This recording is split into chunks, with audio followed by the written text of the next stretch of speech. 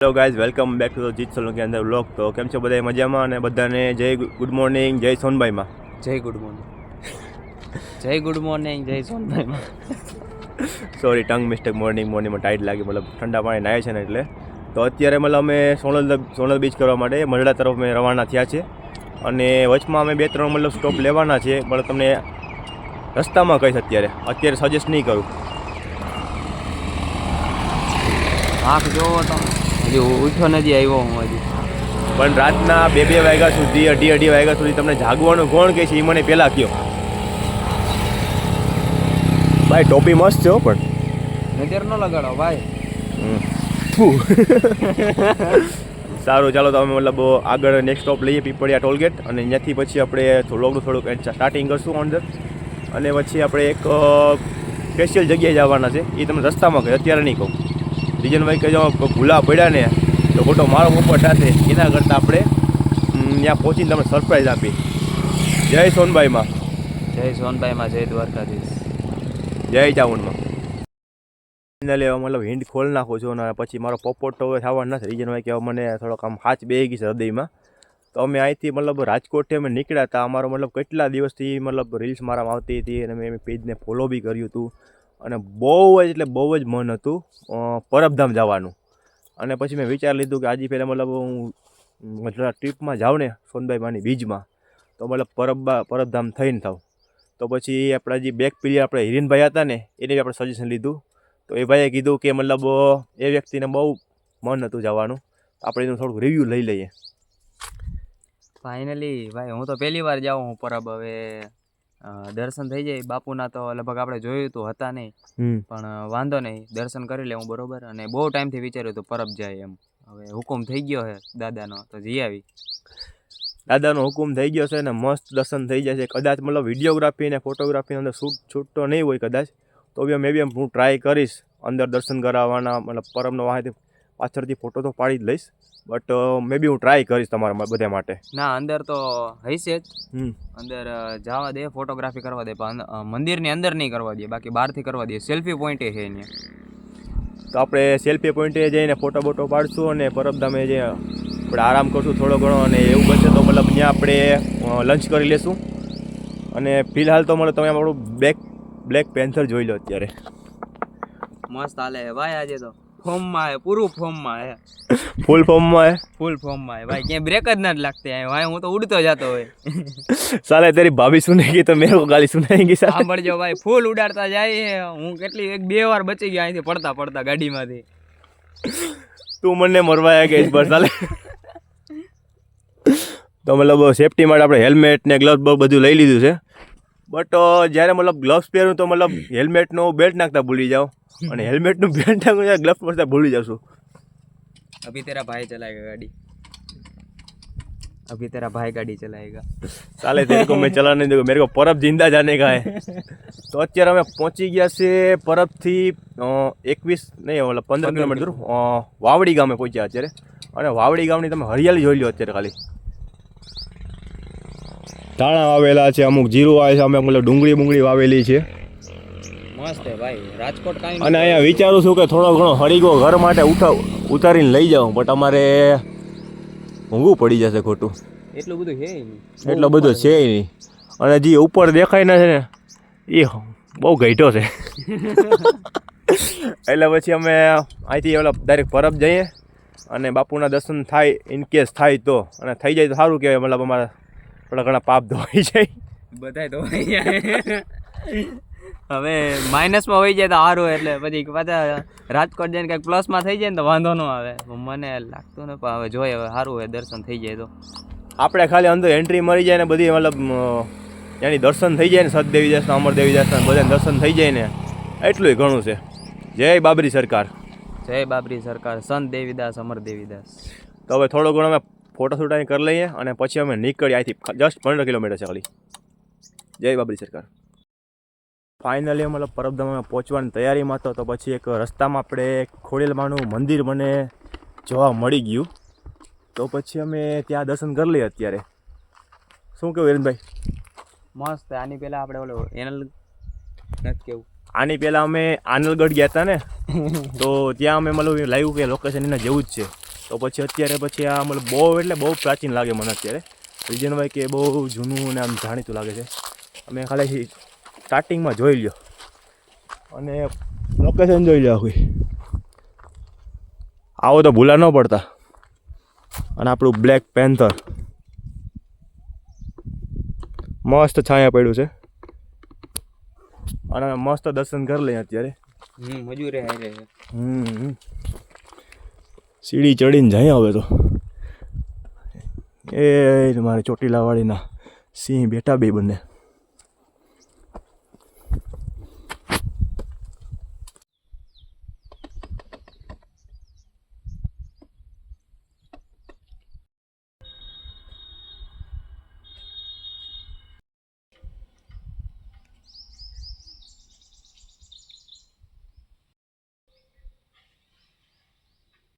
વાવડી ગામથી આપણે પરબધામ જઈએ ને તો ત્યાં રસ્તામાં એક ખોડિયાર માતાનું મસ્ત મંદિર, દિવ્ય મંદિર છે અને બહુ એટલે બહુ પ્રાચીન મંદિર છે. અને અહીંયા તમને બતાવું ને તો મતલબ અહીંયા ઘણા બધા એવા મંદિર છે, જેમ કે હનુમાનજીનું મંદિર છે, મા કાળીનું મંદિર છે, પછી શું કહેવાય મહાકાલનું મંદિર છે, અને એક આ બાજુ એક મોટી એક ગૌશાળા છે. અને અહીં આપણે કાર ભૈરવ દાદા પણ બિરાજે છે. અને અહીંયા બહુ એટલે બહુ પ્રાચીન છે, મતલબ માણસો અહીંયા રહેતા બી હોય છે. અને આપણે જોવા જઈએ તો એક નદી બી આવી જાય છે બાજુમાં, ડેમ. અહીંયા ડેમ પણ આવી જાય છે. અને આપણે સ્ટાર્ટિંગમાં તમે વિડીયો બતાવ્યો હતો ને, ત્યાંથી આપણે ફરી રાઉન્ડ મારી અને અહીંયા રસ્તો નીકળે છે, આ રસ્તો. ત્યાંથી આપણે અહીંયા ઉપર ચડવાનું આવું છે. હું તમને સ્ટાર્ટિંગ બતાવી દઈ, મતલબ ખોડિયાર માનું મંદિરનો પહેલો રસ્તો આપણે. તો મતલબ પરબધામ જઈએ કે અહીંયા થોડાક આરામ કરી લઈએ? લોકેશન પ્રમાણે તડકો છે ને, આરામ કરી લઈએ ભાઈ. થોડો ઘણો તડકો છે એટલે થોડો ઘણો આરામ કરી લઈએ અને પછી અમે નીકળીએ પરબધામ. અને ત્યાં અમે જમી લેશું અને પછી અમે આરામ કરતાં નીકળશું અમારા ગામડે ટીકર. પરબધામથી નેક્સ્ટ લોકેશન અમારું ટીકર હશે, મારા ગામડે, એટલે મારા ઘરે, અમારા ગામડે.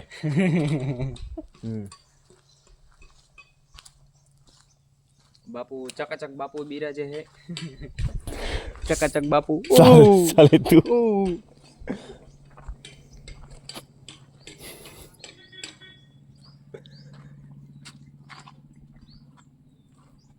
મસ્ત છે ભાઈ લોકેશન જોવા દે તો એકદમ મસ્ત છે. મસ્ત મતલબ આ તમે જોઈ લો, મતલબ નારિયેલી છે, પછી આંબો આવી ગયો અને આ બાજુ શું કે મસ્ત લોકેશન છે.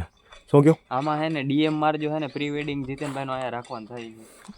આપણે પ્રી વેડિંગ કેટલા કરશું? એક તો આપણે ચોટીલા વાળો મેઇન રોડ છે ને, ત્યાં આપણે એક પ્રી વેડિંગ નું વિચાર્યું હતું મેં. અને આનંદગઢ, પછી આનંદગઢ નું વિચાર્યું હતું, પછી ઈશ્વરિયા પાર્ક નું વિચાર્યું હતું. એટલે તમારે ગાંધીગીરમાં એટલે તમારે મારા પ્રી વેડિંગ કેટલા કરવા છે? અનંત અંબાણી અને છોકરા નહીં કર્યું ને એટલે પ્રી વેડિંગ આપણે કરવા. સાલે તું. મતલબ મસ્ત જગ્યા છે આ બાજુ. આંબામાં કેરી છે? આંબામાં અત્યારે કેરી ન હોય મોટા. હા, બગીચામાં પહોંચી ગયા પણ એમ થાય કે મતલબ ઘડીક વાર સુઈ જાય, આરામ કરી લે. શું કેવું ભાઈ? મસ્ત છે ભાઈ. કાલ રાતે 2 વાગ્યા ત્યારે એવી નીંદર આવે છે ને. તમે તો 2 વગાડ્યા, મેં તો 1 જ વગાડ્યો હતો. રીજન ભાઈ કે મને ખબર હતું કાલે કેટલો હાપો લાગવાનો છે ટ્રાવેલિંગમાં, પ્લસ રાતનો જાગરો પ્રોગ્રામનો. હવે જોઈએ છે મતલબ સાંજે શું દશા થાય છે. ટીકર જઈને સુઈ જાઉં ઘડીક વાર. ટીકર જઈને સુઈ જશું, પણ આપણે ટીકર પહોંચતું ક્યાં? હજી મતલબ પરબ પૂગવામાં આપણે વાર છે. તકિયો બકિયો બાકી એમ છે. જો અત્યારે મતલબ 12 વાગે જમી લીધું હોય ને, કદાચ નીંદર ચડી ગઈ હોય તો આપણે શું કહેવાય, રજા લેવી? હાલો ભાઈ, નકર અહીંયા રહેવું ને તો મને લાગે નીંદર આવી જાય ફૂલ. તો અહીંથી રજા લઈ હાલો.